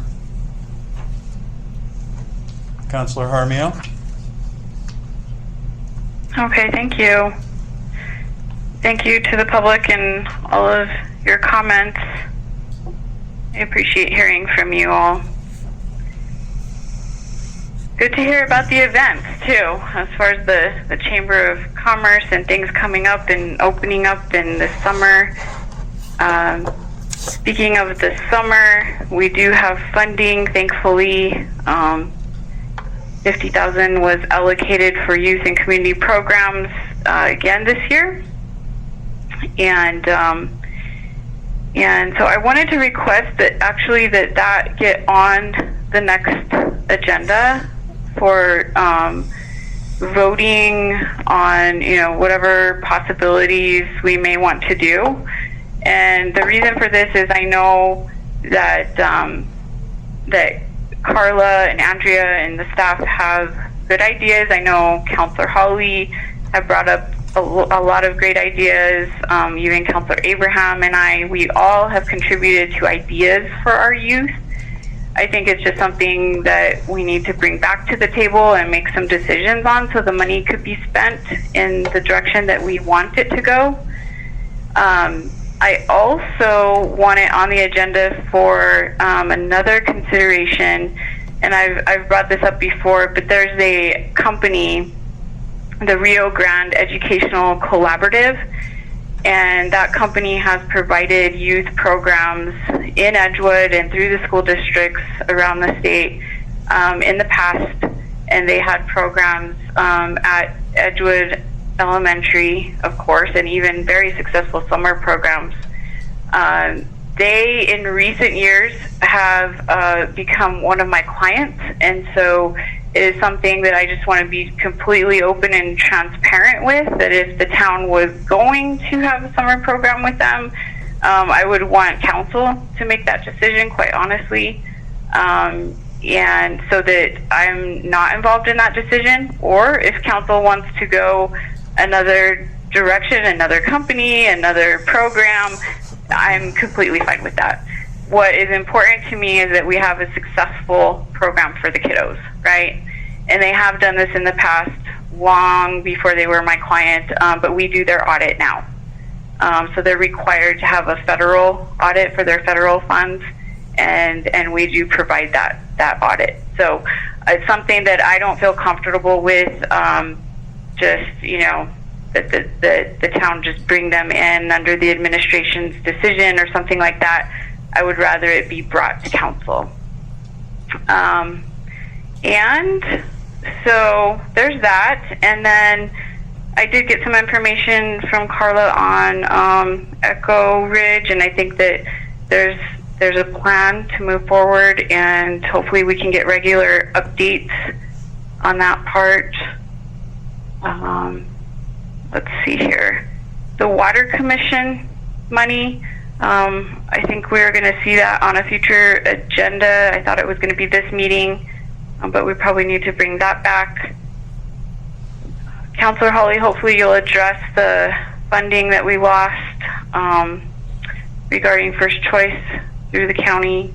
And so I think at the last meeting I had requested an update from you, since I know you were involved with First Choice, and I was wanting to know what happened there and what the plan is for the future. Opening town hall was on my list as well. Definitely think that it's long overdue. The governmental entities around us, including the municipalities, have been open for a very long time. I think Moriarty, I don't even know if Moriarty closed, but I'm pretty sure that as of January, most of them opened back up, including Mountain Air and Estancia. So that's on my mind. I think that should be brought to a future agenda for council's decision on that, as far as if we're going to open up and let the kids come into the library, let things get back to business and people enjoying life. I heard also about the Parks and Rec meeting, and I know we had questioned in the past what's happening with hiring a director, and haven't really received an answer on that yet. So Mayor Pro Tem, if we can put that on the next agenda, I would appreciate it, so that we can move forward on hiring a director or maintenance person, whatever you're suggesting. I think it needs to be a discussion. We obviously have a position that needs to be filled, and definitely a lot needs to be managed and happening for the community in regards to Parks and Rec. I agree with our appointed member as well in his comments that the committee really should be meeting and moving forward on things. Memorial Day, I thought we were going to have the Purple Heart Trail veterans ceremony.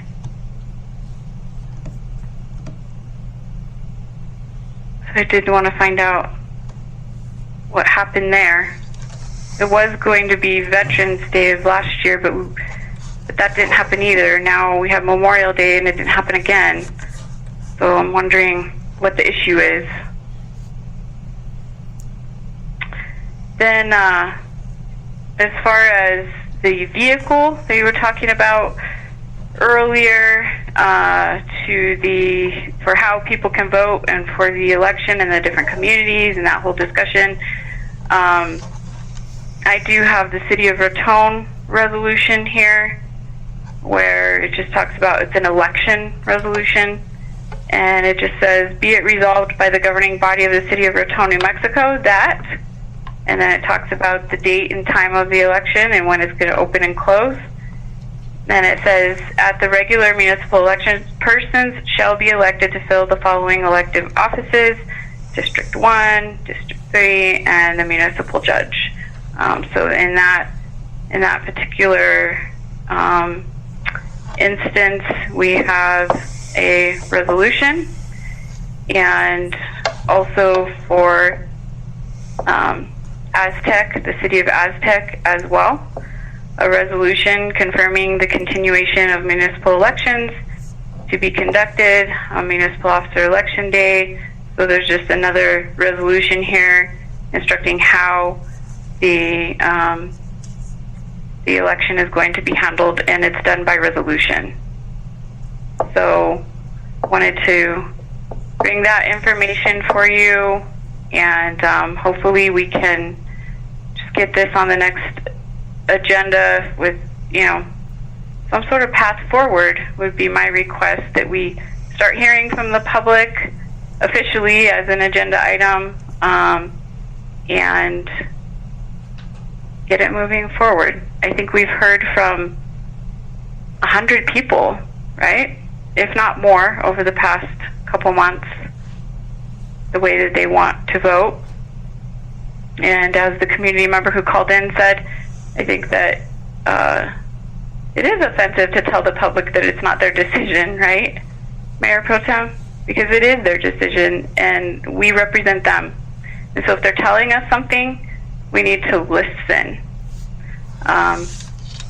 And so that it's for their benefit. I mean, this is really their choice and what they want, and we are supposed to be of the people, for the people. And I haven't heard an outcry of people saying that they want to be limited to voting for only one commissioner. and it's a local control choice here. So I just urge you to, on the next agenda, to move that forward. Also for the clerk, just requesting if you could get me the information, and probably all of council really needs to know about this, but if anything was paid for out of town funds regarding anything relating to the lawsuit on the counts for Bassett, not the town of Edgewood nepotism ordinance itself of just enforcing the nepotism ordinance, but we need to make sure that nothing was paid for under quo warranto for the former mayor. And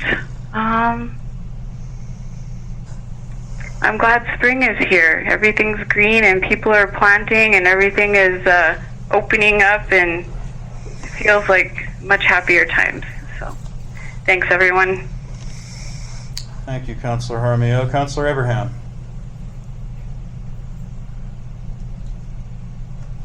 Thank you for the opportunity to speak. I have several things. The first thing I would like to say is thank you to you, Mayor Pro Tem, for the proclamation. I received this very beautiful poster from Richard Sturgeon showing that for the second time out of 4 years, every county in the state of New Mexico adopted a proclamation declaring May as Motorcycle Awareness Month. So thank you for that proclamation that we were able to sign, and thereby creating Santa Fe County's participation. The other thing I wanted to talk about is I did receive some information. I received an email from Mr. Scott about the Parks and Rec. I had met with him at the Kite Festival earlier this month, and he talked about some concerns, with what's going on with the lack of Parks and Rec Advisory Committee. And so it's not just Parks and Rec, it's all of the advisory committees, and the town being closed and the library being closed. We have so many things that need to be addressed, for the summer. We need to take care of Section 34. I know that we all received an email from Mr. Barella stating that he had found a smoldering fire in Section 34 that he reported. It had been burning all night. Section 34 has just gone off the deep end because nobody's paying attention to it. And so we need to get the Parks and Rec Department active again. We're going to lose this, BLM land if we're not doing what we're supposed to.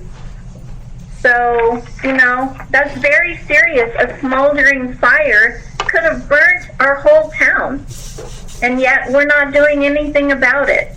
We're just letting that go over there. Not only that, but we've received money to take care of that. We've passed ordinances and resolutions saying that we're going to support and maintain the equestrian facility over there and these 80 acres of BLM land. And so I think we need to follow through with our part of what we're supposed to be doing. That fire had burned all night. If Mr. Barella hadn't come across it with a little more wind, who knows what it could have done to our community. The other thing is the library. The library needs to be open. I mean, it's summertime, kids need things to do. There's no reason not to open the library. The libraries in Albuquerque have been open for months and months and months. And as far as town hall being closed, I did receive information from a community member that town hall hosted a birthday party for the former mayor, John Bassett, in town hall. Yet it's closed to the public. I find that appalling that we host birthday parties but don't let the public come in and go to the library. So there's some very concerning things happening, and we just need to get the community open again. I didn't get an invitation. I didn't either. Me either. Well, maybe talk to whoever's inviting the former mayor to celebrate his birthday.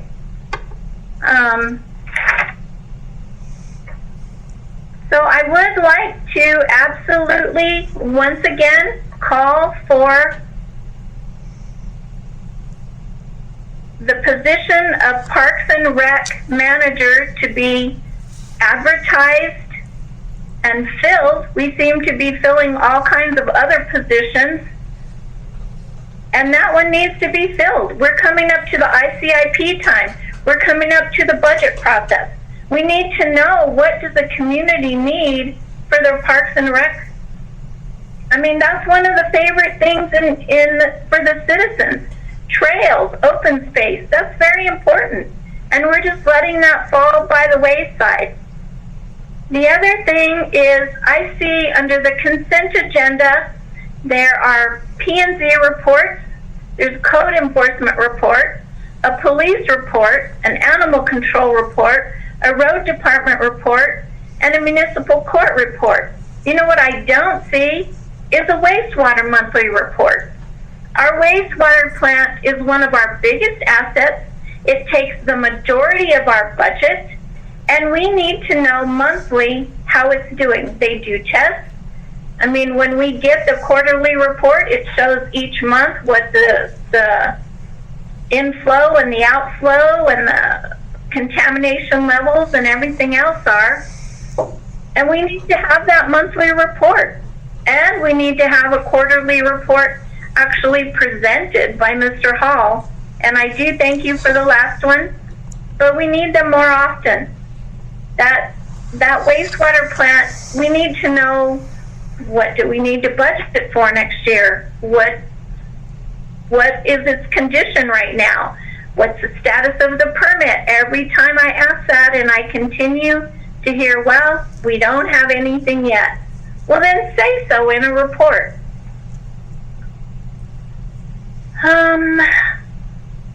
I also agree, we've always done our election, calling for our election by resolution. If you look back through the history, yes, the LEA changed, but the requirements to have the election did not. We still have to submit a resolution to the clerk, who will then know what positions we want on the ballot. Those are my comments for now. Thank you. Thank you, Councilor Abraham. Councilor Hawley. All right, I would like to report tonight that library curbside services will be beginning. First day is Wednesday, June 2nd. They will be opened after that first day on June the 2nd from 3:30 to 5:30, and then Saturday 10:30 to 12:30. So that will be the schedule for the time being, Wednesdays and Saturdays. In addition to that, the library will be offering summer take and make kits. Each week during the summer, the Edgewood Community Library will be distributing free kits geared towards school-age children, and they will include an activity or two with the materials and instructions. Those can be picked up at the curbside service hours on Wednesday and Saturday. And just for your information, week 1 will be a planting kit, and week 2 will be a do-it-yourself story kit. As far as the summer reading program, I don't have definite dates yet for that, but work is being done on that reading program, so that'll be running again this summer. If you've got further questions about library services, you can contact the library at 281-0138. Thank you. Thank you, Councilor Hawley. I'd like to add to that. currently the interior of the library is under construction, and counselors, as you will recall, you did a budget adjustment to allow the library to purchase new shelving. So currently the library shelving is being replaced. So curbside will be starting up shortly, and when we have all of the books reshelved, we will look at reopening the library. And my assumption is that the library and town hall likely will reopen at about the same time. I do not have an exact date yet because I don't know exactly when the librarians are going to be finished reshelving everything. And it's looking very nice in there. Thank you, council, for that appropriation of money for new shelving in our library. With regards to Memorial Day, we will be closed for business on Memorial Day. I would like to save Memorial Day for those who have passed in service. So I would like to have the dedication for the Purple Heart closer to Veterans Day, or at a day of its own, or something like that, or on Veterans Day. Although many recipients of the Purple Heart are memorialized this weekend and next Monday, I would also like to honor those who are living and give them a chance to remember the fallen without any other. I'm not going to continue there. I'm going to break up. So I would also like to thank a community member. Chief Sanchez and I both would like to thank Jeremy Turner and his business at Dairy Queen and Marathon Gas for his generous support of our department. It's truly inspiring to see companies like this going above and beyond to support first responders in the community, and especially in times of adversity like this. Working together and supporting each other is what's really needed. Thank you, Jeremiah. I mean, really thank you. I also want to thank the community in general for supporting our police department. Please know that that support does not go unnoticed. And thank you for being such a great community to serve. And Chief and I both have that very same sentiment. I would like to ask the council, if you intend upon attending the Fat Pipe ribbon cutting, please inform the town offices. We will need to post possible quorum for June 11th. If more than one or two of us want to go there. So if you are planning on attending, please let us know. Also, very, very shortly on the agenda in the not so far distant future, the Mid-Region Council of Governments has the 2021 Planning Workshop on Friday, June 25th. Councilors, if you are planning on attending that, please also let the town know so that we can post possible quorum. This year's workshop will be focusing on the upcoming legalization of recreational marijuana. And I'm very happy to announce that coming up, popcorn will be available. Family movie night is coming back. So save the dates. Look for what's going to be on the big silver screen on the Edgewood PD Facebook page. So far, our dates are June 26th, July 10th, and July 24th at Venus Park at the soccer complex. Is that with the chamber? That is the town of Edgewood. No, I don't believe. Did the chamber do that in the past, or no? No, I don't believe. This was through our police department and the town. And so we've got three movies planned so far, and more to come. And now we'll move on from matters from the clerk treasurer. Pro Tem. Oh, The I-40. oh, the I-40. Oh, yeah. I forgot about that. How could I forget about that? There's one other thing that I've been working on, and I've mentioned it in several meetings in the past, but I have moved quite a bit forward, asking our congressional delegation for $25 million for the construction of a new exit, on-ramp exit for I-40. We don't exactly know where it's going to be located yet. The two locations that were on the plan from 1999 were Williams Ranch Road or Bassett, and I think Bassett Boulevard or Bassett Road is probably the more likely candidate of the two. But that will be up to the Federal Department of Transportation to make the decision if they want to move forward with it.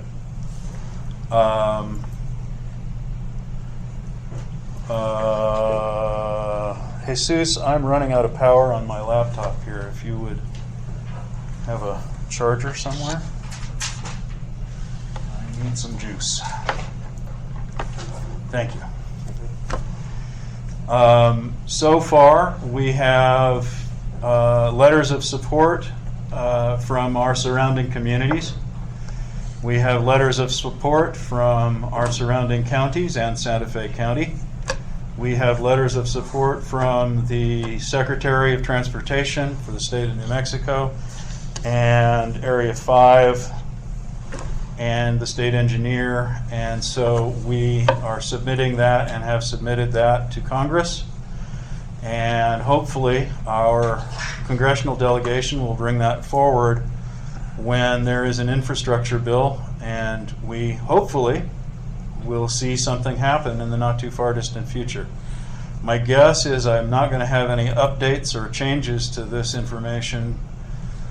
At the earliest would be sometime in August, maybe September. However, if this does go through, we'll see a new off-ramp in Edgewood. Yay, rah.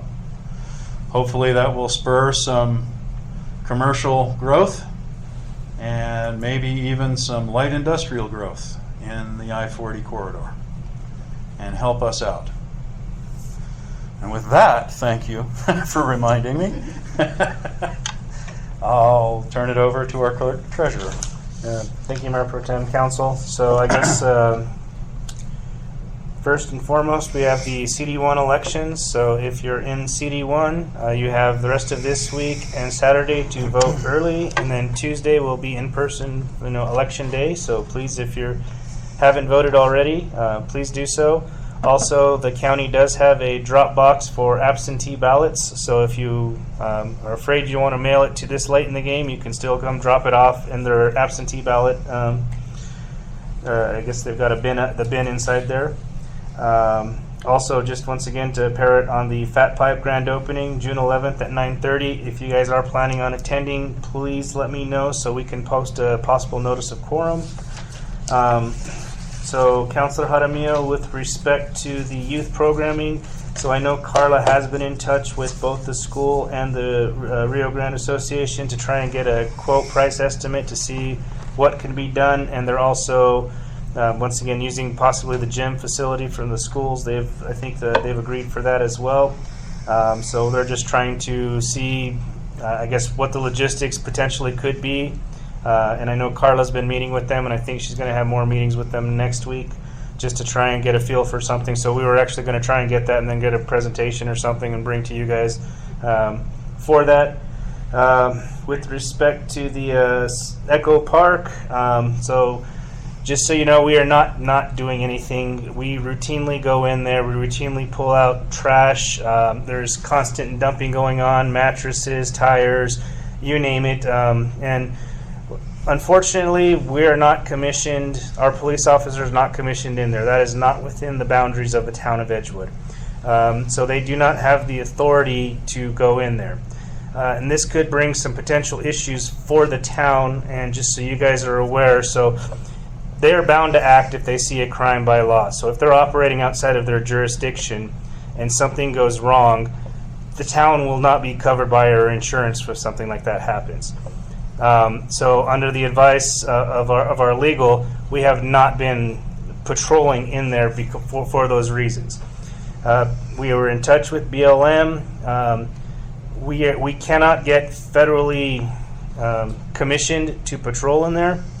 And what BLM had recommended, or what they said DPS does in those instances, is they will go and detain and wait for a federal officer to come. And once again, that brings a whole bunch of other liabilities upon the town if something were to happen. So that is why we don't patrol in there with police. We have actually tried with Santa Fe County several times to reach out to the sheriff's office to get cross-commissioned by the county for that purpose. And I'll forward you an agreement, and you get or a draft agreement they sent.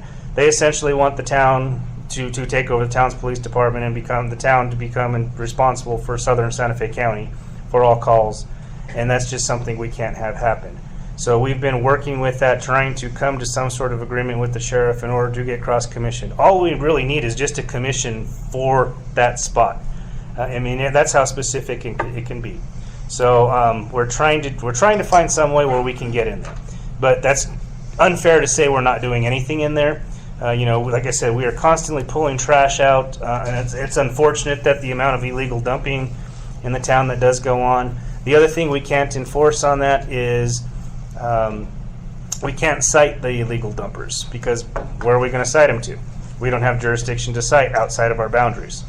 So essentially what we're doing now is we're the cleanup crew. We're going in there, we're picking up the trash, we're pulling out everything we can, and I'll be honest, I mean, sometimes they put more in there than we can take out. There's other times just where we have staff out or something, and then, unfortunately, it might take a couple of days before we can get to it, because the amount of trash that's dumped out there is just so much. I mean, we've had cars dumped out there, tons of mattresses, and just things we can't go throw in the back of our little SUVs here. So we also need other town staff to come and pick that stuff up.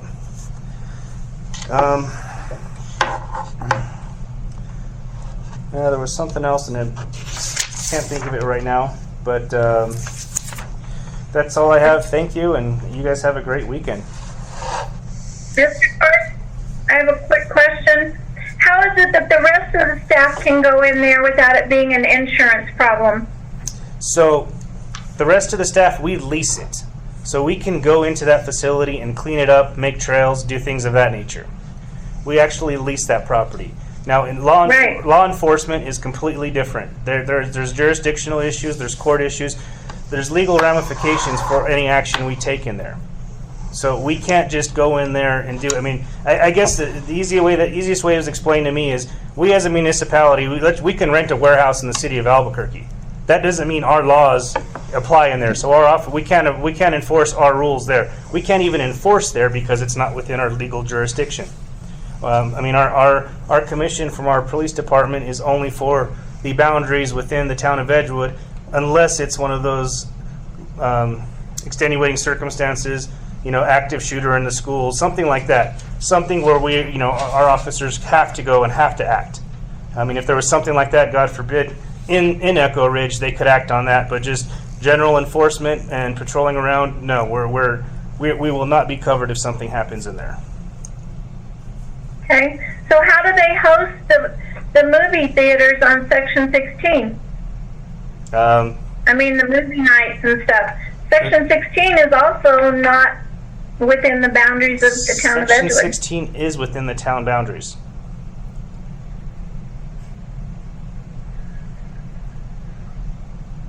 I mean, Town Hall is in Section 16. We're sitting in there now. It's within the town's legal annex boundaries. On lands that we lease. Yes, but it's not it's still within the town's legal boundaries. Okay, thank you. Okay, council. Next regular council meeting is June 9th. We have a public hearing on June 9th to request for a zone change, the application of East Mountain Cowboy Church for a zone change of one lot from C2 to commercial SU, special use. I don't know if I should read the designation or if I need to, but I probably should. Special use S, 1/2, what is that? Town 10 North, Range 7 East, Section 36 of 60.20 acres, aka 1 Riverview Road, NMPM, Town of Edgewood, Santa Fe County, New Mexico. Other than that, we will have some announcements of some other meetings coming up, but we haven't yet scheduled them because we haven't finished what we need to do to get there. So look at your emails, keep track of things, and with that, I can call for a motion to adjourn. I move to adjourn. I second. Second. All in favor? Aye. Aye. Aye. Have a good evening, everyone. Thank you.